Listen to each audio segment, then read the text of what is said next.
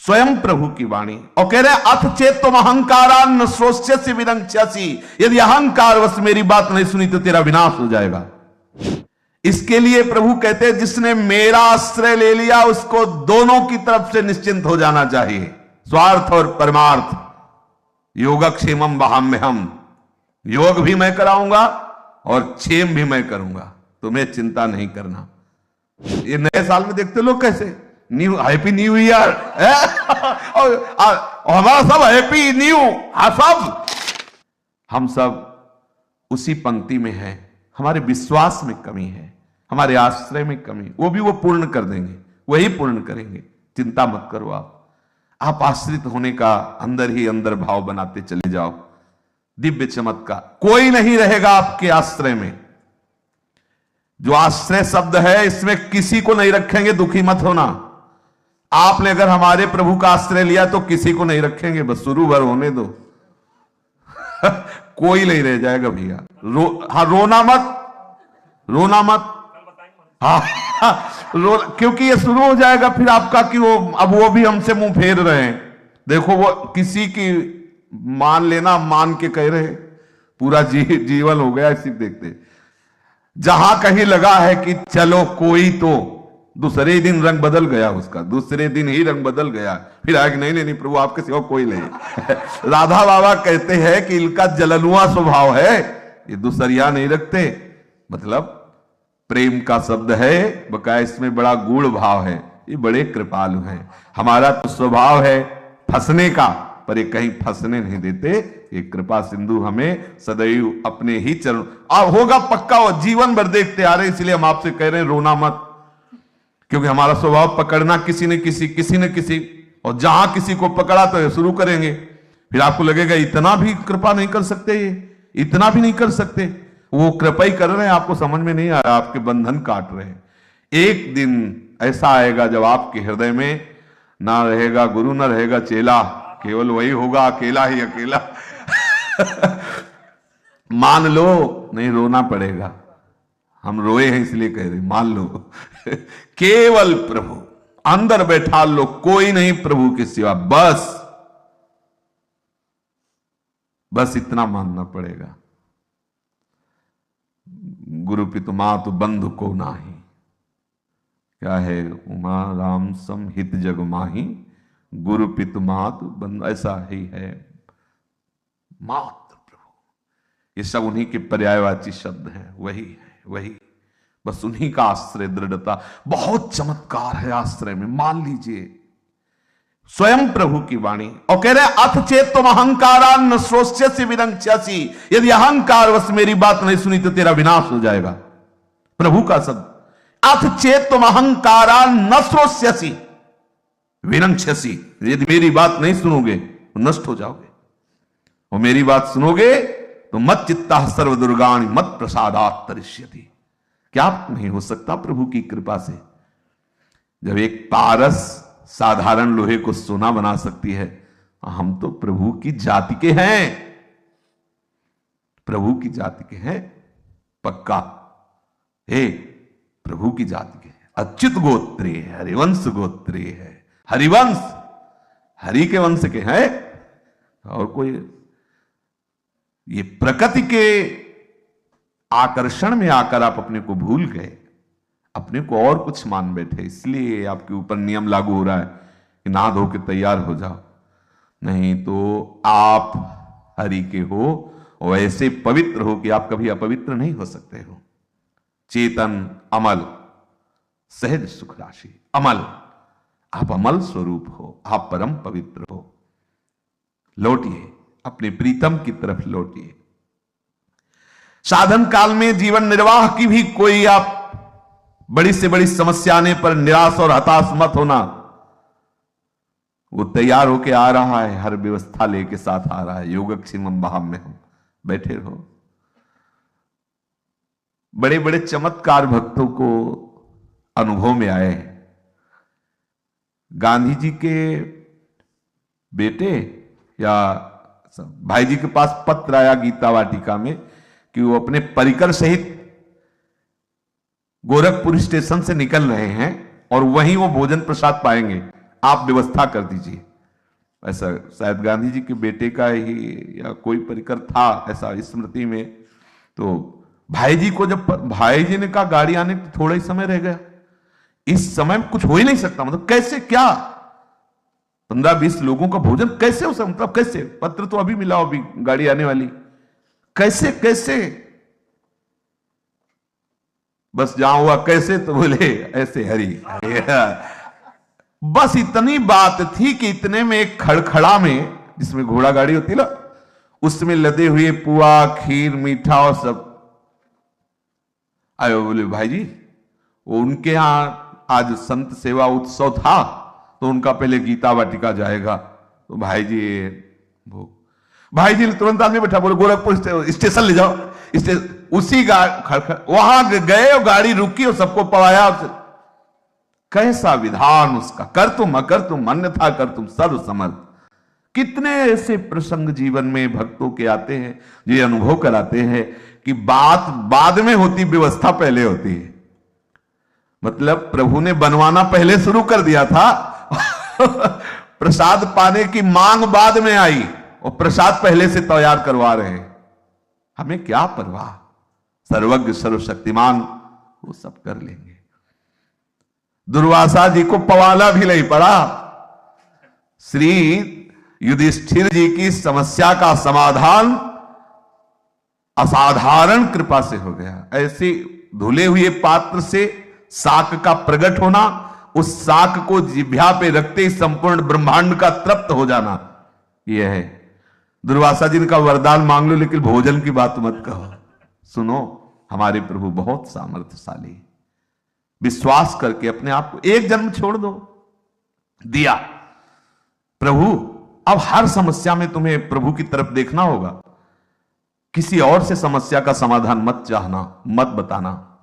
मन की समस्या, तन की समस्या मत बताना किसी से।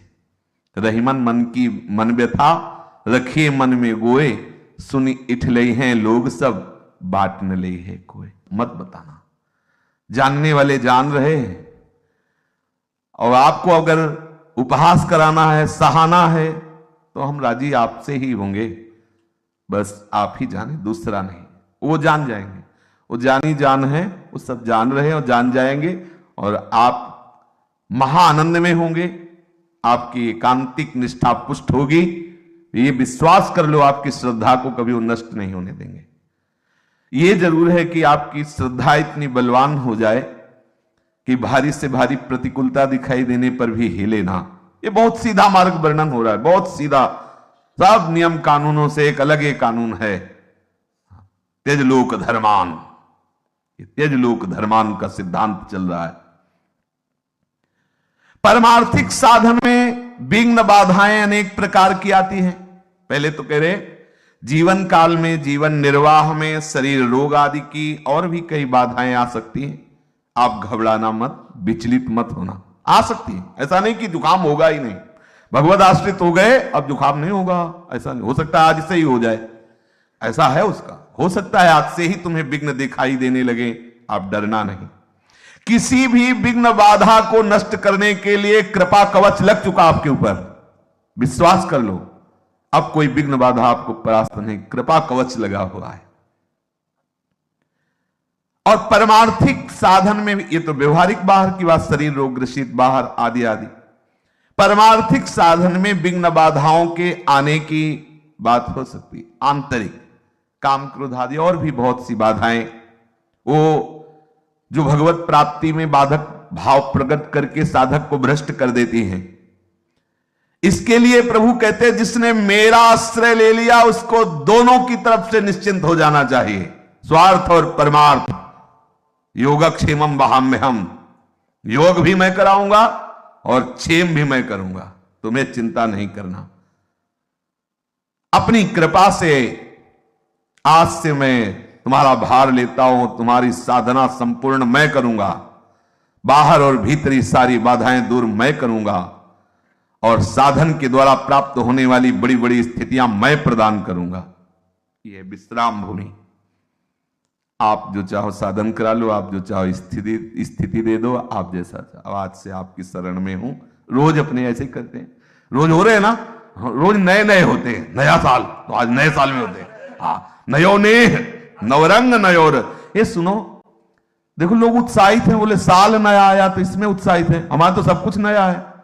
नयो नेह नवरंग नयो रस नवल श्याम वृषभानु किशोरी, नव पीतांबर है, नई चूनरी और नई नई बूंदन भींजत। बोले सब नया नया कैसा होता होगा उस उपासक के हृदय में। ये नए साल में देखते लोग कैसे न्यू, हैप्पी न्यू ईयर और हमारा सब हैप्पी न्यू, हाँ सब न्यू। नव किशोर प्रिया प्रीतम नवीन नव वृंदावन हरित मनोहर, नव चातक बोलत मोर मोरी, नव मुरली जुमलहार नई गति, श्रवण सुनत आए घनघोरी, नव भूषण नव मुकुट विराजत, नई नई उरप लेत थोरी थोरी, और जैसे ही हरिवंश शीस देत मुख, चिरजीवो भूतले हाजिर। कितना आनंद होगा। तुम एक विषय में इतने आनंदित हो, गुलदस्ता माला फूल सब अर्पित करे, नाच रहे हो। बोले क्या बोले, हैप्पी न्यू ईयर है, ईयर, हाँ हैप्पी न्यू ईयर। हमारा यहाँ हैप्पी न्यू सब कुछ, ईयर ही नहीं सब कुछ डियर हमारा प्यारा नया, हमारे प्यारे का सारा सब संविधान नया। तुम्हारा ईयर हमारा डियर, हमारा प्यारा नया है, हमारा प्यार नया है, हमारे प्यारे का सब कुछ नया है, नवीन है। इसलिए सोचो कितना आनंद होगा जब सब कुछ नया है, नया प्रीतम, नया वृंदावन, नवीन शोभा, नवीन बंसी, नवीन भूषण मुकुट विराजमान हुए हमारे प्रिया प्रीतम। आश्रित हो जाओ, न स्वार्थ की चिंता न परमार्थ की चिंता, है जैसे हैं आपके हैं। बोले भजन नहीं बनता, वो भजन बने तो ये निश्चिंतता आवे, काहू के बल भजन को काहू के आचार, व्यास भरोसे कुंवर के सोत पाव पसार। प्रभु यहां कह रहे हैं कि जो साधन के द्वारा स्थिति प्राप्त होती है वो मैं करवाऊंगा। तो साधन में तो चूक हो सकती, लेकिन प्रभु के वचनों में चूक नहीं हो सकती। सिर्फ इन श्री चरणों के आश्रय के सिवा आप में कोई बल नहीं है।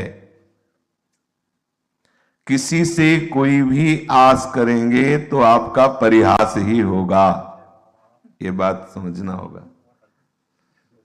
इसीलिए आश्रय तत्व को समझना आवश्यक है। नहीं आप निराश हो सकते हैं, हताश हो सकते हैं, उदास हो सकते हैं। जब हम इस मार्ग में चलते हैं तो प्रगट में आश्रय लेने की आदत होती है। अपने लोगों की बहुत जन्मों से आदत है प्रगट में आश्रय लेने की। किसी वस्तु का, किसी व्यक्ति का, किसी स्थान का, किसी विषय का। परिणाम में क्लेश ही हाथ लगेगा यदि आपने श्री चरणों की सिवा और कोई आश्रय लिया तो। कहीं भी गुरु चरणों के आश्रय का आंतरिक भाव प्यारी जू के चरणों का ही आश्रय है। गुरु चरणों से प्यारे जू के श्री चरणों की आसक्ति का ही पूर्ण संयोग बनता है। गुरु आज्ञा, गुरु सेवा, गुरु मंत्र, गुरु उपदेश प्यारे जू के श्री चरणों की दृढ़ता प्रदान करते हैं। यदि आपने प्यारे जू के चरणों की बात छोड़ दी तो आप कहीं भी हो, आपको जो स्थिति चाहिए वो नहीं आएगी। तैयार रहना है। प्रगट में गुरु आश्रय भी छूट सकता है, पर गुरु मंत्र और गुरु उपदेश न छोड़ना। प्रगट में छूट सकता है, सानिध्य छूट सकता है। आपको आश्चर्य नहीं होना चाहिए, क्योंकि प्रगट में जो आपने जिनको गुरु माना है वो नाशवान शरीर है, वो नष्ट होगा। आज नहीं तो कल नष्ट होगा। प्रगट में आपने आश्रय लिया है तो सच्चिदानंद स्वरूप होते हुए भी व्यवहार में त्रिगुणात्मिका प्रकृति का बर्ताव हो सकता है। अनुकूलता प्रतिकूलता की वार्ता हो सकती है। फिर क्या करोगे आप? बहुत सूक्ष्म विषय है। आपने सदगुरुदेव का प्रगट में आश्रय लिया और उनके मंत्र और उपदेश को आपने नहीं समझा, वो जहां स्थापित करना चाहते हैं आपने वहां अपनी स्थिति नहीं बनाई, तो आप दुखी हो जाएंगे, अनाथ हो जाएंगे, आप क्लेशित हो जाएंगे। प्रगट में शरीर या प्रगट में जो सानिध्य आप समझ रहे हैं, ये अधूरा सानिध्य है, पूरा नहीं है। पूरा सानिध्य है स्वरूप का आश्रय। गुरुदेव का जो स्वरूप है वो कभी आपसे अलग नहीं हो सकता। जैसे प्राणों के बिना देह की कोई सत्ता नहीं है, प्राण से ही देह संचित, ऐसे गुरुदेव के बिना हमारी कोई सत्ता नहीं। मंत्र उपासना सब गुरुदेव ही है। अगर हमने ये बात न मानकर प्रगट सानिध्य को ही केवल माना तो हम अधूरे हो जाएंगे।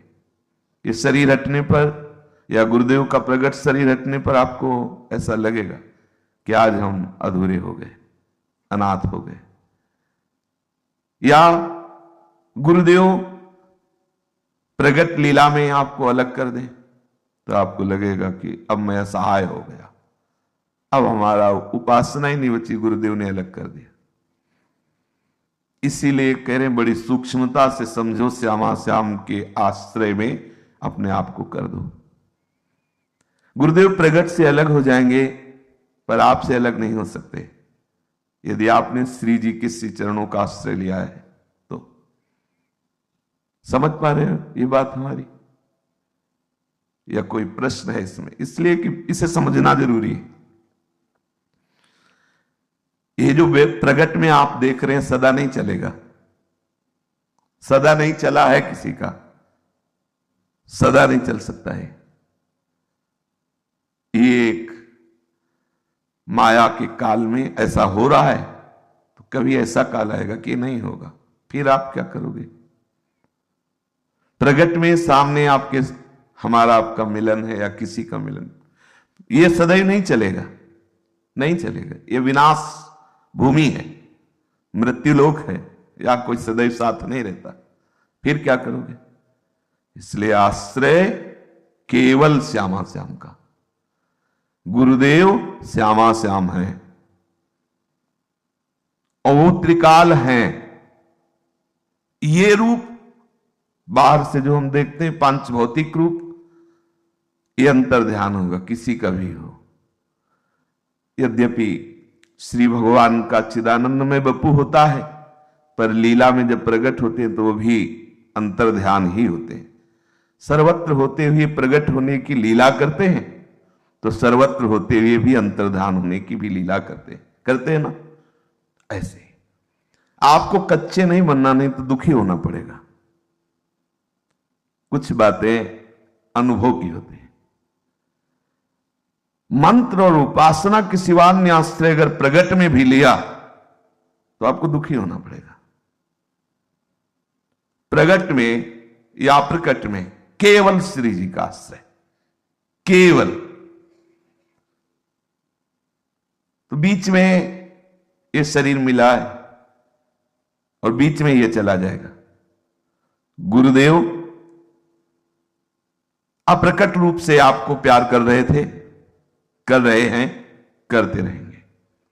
जब आपको ये शरीर नहीं मिला था तब आपको परमार्थ में कौन चला रहा था? यहीं से यात्रा थोड़ी प्रारंभ हुई आपकी, किसी की भी।